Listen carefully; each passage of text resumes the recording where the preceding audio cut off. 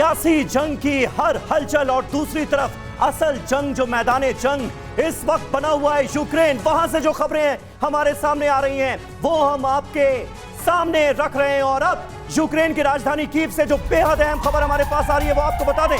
Kyiv में रूस की जबरदस्त एयर स्ट्राइक हुई है। रूस के फाइटर्स ने कीव का टीवी टावर उड़ा दिया है। रूसी स्ट्राइक में तबाह हुआ कीव का टीवी टावर। ये देखिए तस्वीरें आपके सामने हैं किस तरह से टीवी टावर्स को निशाना बनाया जा रहा है, क्योंकि इन टीवी टावर्स के जरिए जो खबरें प्रसारित की जा रही थी वो भी रूस को रास नहीं आ रही थी। और यही वजह है कि कीव के टीवी टावर को उड़ा दिया गया है और इसके बाद प्रसारण हो गया है ठप। धमाके की आवाज सुनिए। टीवी टावर कीव का, यूक्रेन की राजधानी का उड़ा दिया गया और इसके बाद जो टेलीकास्ट था वो पूरी तरह से ठप हो गया है।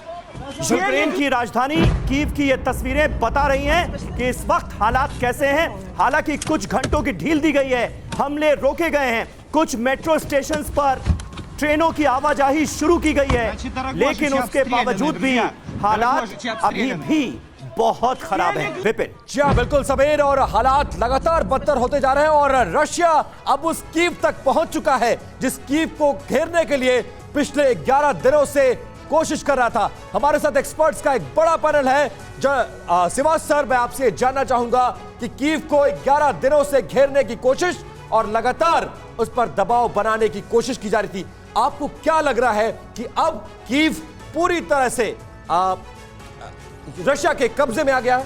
नहीं विपिन, बिल्कुल देखो ये समझना पड़ेगा कि ये लड़ाई है अभी आर पार की, और मैं पहले बताता रहा ये लड़ाई कीव है। Kyiv is the power centre of gravity. अगर कीव गिरता है तो फिर बड़ा इम्पैक्ट पड़ता है इस लड़ाई के पूरे माहौल पे। मगर मुझे लगता है ये लड़ाई जो है अभी कीव पे इतनी जल्दी यूक्रेन की फौज जो है नहीं हार मानने वाली। उसकी वजह ये है, एक तो ये 60 से 65 किलोमीटर का जो इसका सरकमफ्रेंस है, उसके जो चारों तरफ है, जैसे मैं रहा हूँ कीव में, तो वहाँ के आपका जो इलाका है उसके अंदर जो है कंजस्टेड एरिया है, टैंकों का बस्तर गाड़ियाँ अंदर नहीं आ सकती। ऐसे में रूस ने क्या किया है, चारों तरफ से घेरा डाल दिया है। जो इंक्लेव अभी लिया था उस पर उन्होंने लॉन्च पैड और वो बना है। लेकिन सिवास साहब, संजय कुलकर्णी साहब भी हमारे साथ मौजूद हैं। कुलकर्णी साहब, एक डिसीजन लिया जाता है रूस की तरफ से कि कुछ घंटे हम ढील देंगे।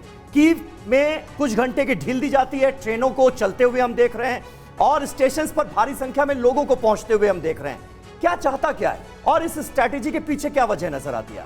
समीर, बात ऐसी है कि जिस प्रकार से खार्किव को बर्बाद किया गया और जिस प्रकार से कीव की घेराबंदी की गई और जिस प्रकार से रूस बार बार ये कह रहा है कि हम रियासी इलाकों को टारगेट नहीं करेंगे और उन्होंने मिलिट्री इंस्टॉलेशंस को टारगेट करके बर्बाद किया है, जैसे आप खुद दिखा रहे हैं, टीवी टावर को बर्बाद किया है, उनके पेट्रोलियम डिपोज को बर्बाद किया है, एयरफील्ड्स को बर्बाद किया है, उनकी गाड़ियों वक्तबंद गाड़ियों को बर्बाद किया है, उनके जितना भी एयर सुप्रीमेसी आ गए हैं। तो उस चीज़ को मद्देनजर रखते हुए रूस एक तरीके से नहीं चाहता है कि किसी प्रकार से अर्बन वॉरफेयर यानी fighting in built up area बोलते हैं उसमें अटक जाए। तमाम सिविलियन इलाकों को तो टारगेट किया गया है सर। अभी आप देखिएगा कि जिस प्रकार से आपके वॉर कॉरेस्पॉन्डेंट आपको रिपोर्ट दे रहे हैं बार बार कि जो कीव है तकरीबन खाली कर दिया गया है। एक तरीके से तकरीबन 90 से 95% लोगों ने वहाँ से बाहर चले गए हैं। तो उस मकसद से जो भी लोग उधर हैं उनके पास क्या है, पूरे पश्चिमी देशों ने उनको क्या दिए हैं, स्टिंगर मिसाइल, जैवलिन मिसाइल, वो खुद बना रहे, मोलोटोव कॉकटेल,